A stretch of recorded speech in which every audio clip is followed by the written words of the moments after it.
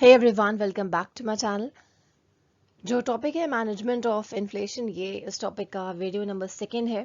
पहली वीडियो थी inflationary measures या कि मॉनेटरी मेजर्स, जिसमें हम पढ़ते थे कि कैसे कोई भी देश इन्फ्लेशन पर कंट्रोल ला सकता है। तो ये 3 पार्ट्स में आएगी।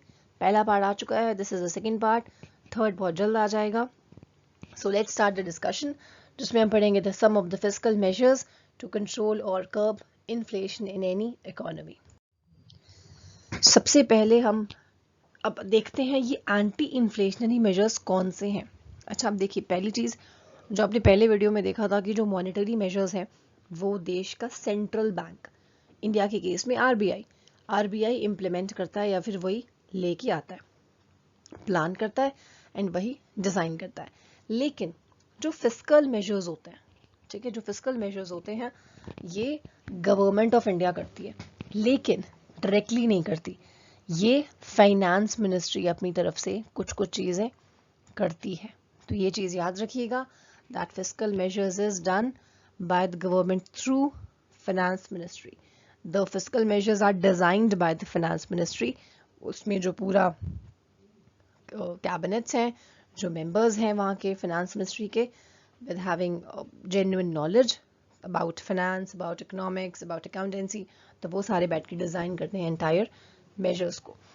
तो कुछ मेजर्स हम डिस्कस कर लेते हैं। Come to the first one, reduce government expenditure.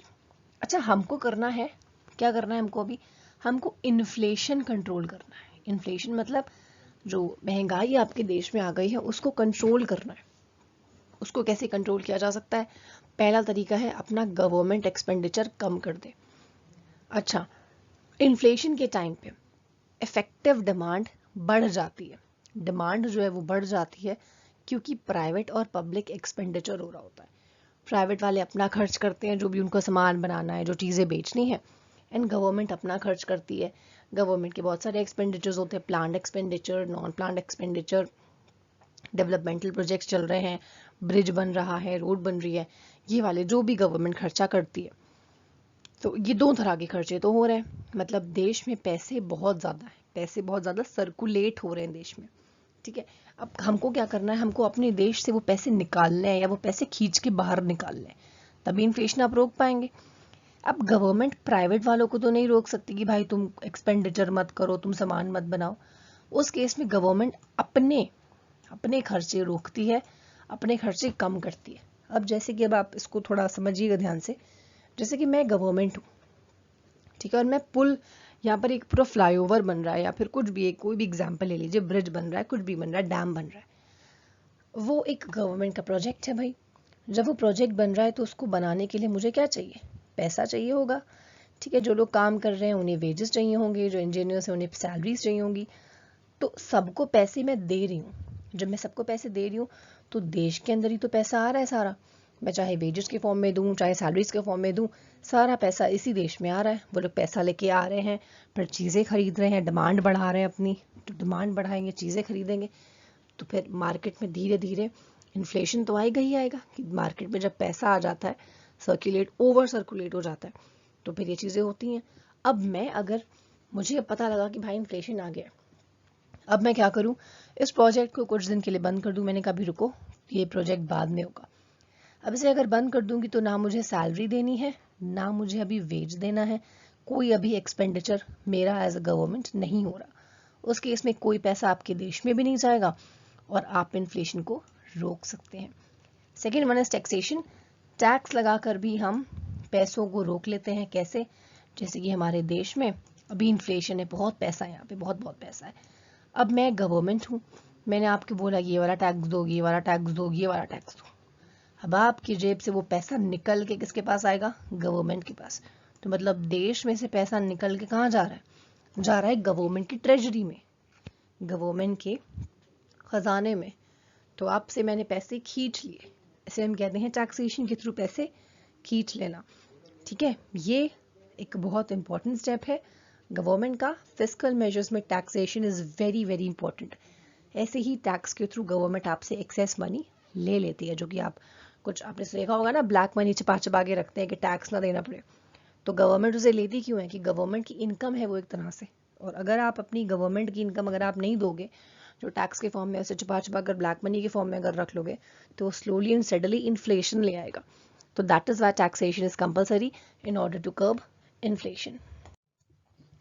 फिर आ जाता है डेट मैनेजमेंट. डेट मैनेजमेंट क्या है? एक तरह का प्रोसेस है जिसमें हम पैसे रिटेन करते हैं which has been collected by the government by way of public borrowing. इस केस में गवर्नमेंट अपने पास, अगर गवर्नमेंट ने किसी से पैसे बोरो किए तो वो अपने पास उस पैसे को रिटेन करके रखती है, बचा के. Existing public debt should be manage. अच्छा, पब्लिक डेट मतलब अगर गवर्नमेंट पब्लिक से पैसे ले रही है, पब्लिक डेट ले रही है, किसी विदेश की किसी कंट्री से पैसे ले रही है, एक्सटर्नल बोरोइंग कर रही है, इंटरनल बोरोइंग अपने देश में कर रही है, आरबीआई से पैसे ले रही है, किसी और बैंक से पैसे ले रही है, कहीं से भी अगर वो डेट ले रही है, तो वो डेट इस तरह से मैनेज होना चाहिए जिससे कि मनी की एग्जिस्टिंग सप्लाई रिड्यूस हो और फर्दर क्रेडिट एक्सपेंशन ना हो पाए. ठीक है, अगर आप और भी ज़्यादा क्रेडिट क्रिएशन करोगे, उस केस में फिर आपके देश में पैसे मल्टीप्लाई. आपने क्रेडिट क्रिएशन पढ़ा होगा ना, कि कैसे पैसे एक बैंक से दूसरे बैंक में पहुंचते पहुंचते मल्टीप्लाई हो जाते हैं. तो वो चीज़ ना हो और इस तरह से मैनेज करो कि आपके पैसे क्रेडिट क्रिएशन की फॉर्म में नहीं आए, और वो फर्दर प्रिवेंट करेंगे इन्फ्लेशन को. Fourth one is induce compulsory savings और रिजॉर्ट टू कंपल्सरी बोरोइंग्स. इस केस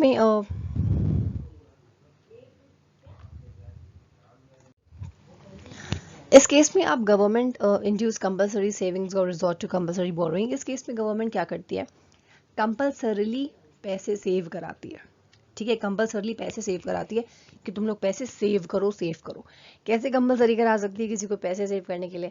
ये ऐसे करा सकती है जैसे कि सपोज मेरी कोई कंपनी है या मैं एम्प्लॉयर हूँ. ठीक है, अगर मैं एम्प्लॉयर हूँ तो गवर्नमेंट ने मुझे बोला कि भाई सुनो एम्प्लॉयर, तुम्हारी कंपनी में जो लोग भी काम करते हैं, चाहे तुम उन्हें सैलरी देते हो चाहे तुम उन्हें वेज देते हो, सबकी सैलरी और वेज में से 5% या 2% डिडक्ट होगा और वो बॉन्ड, उसके बॉन्ड में जाएगा या नेशनल सिक्योरिटी स्कीम में जाएगा, कहीं भी जाएगा. लेकिन सबकी सैलरी एंड सबकी वेजेस में से 5% रिड्यूस होगा. ये कंपलसरी है. अब मैं तो एम्प्लॉयर थी, मेरी तो कंपनी थी, मुझे जब ज़बरदस्ती बोल दिया गया तो मैं क्या करूँगी? मुझे तो पैसे काटने पड़ेंगे. मैं फिर पैसे काट काट के उसी जो भी मुझे जो गवर्नमेंट ने बॉन्ड बताया उसमें वो पैसे इन्वेस्ट करूँगी. इसके बाद गवर्नमेंट ने बोला था कि आज से 5 साल बाद वो जो भी पैसे आप सेव कर रहे हैं, ये 5% जो काट रहे हैं, वो आपको एक साथ मिल जाएगा. तो कुछ साल बाद वो पैसे आपको एक साथ रिडीम करवा सकते हैं आफ्टर फ्यू ईयर्स. तो इसे हम कहते हैं कंपलसरी सेविंग. अगर आप सेविंग नहीं करोगे तो फिर सारे पैसे खर्च कर दोगे और मार्केट में लाओगे इन्फ्लेशन. और अगर हम आपके सेविंग के थ्रू आपके पैसे कम कर रहे हैं तो एक तरह से आपकी सेविंग भी हो रही है और आप मार्केट में इन्फ्लेशन एट दैट मोमेंट नहीं आ पाएगा.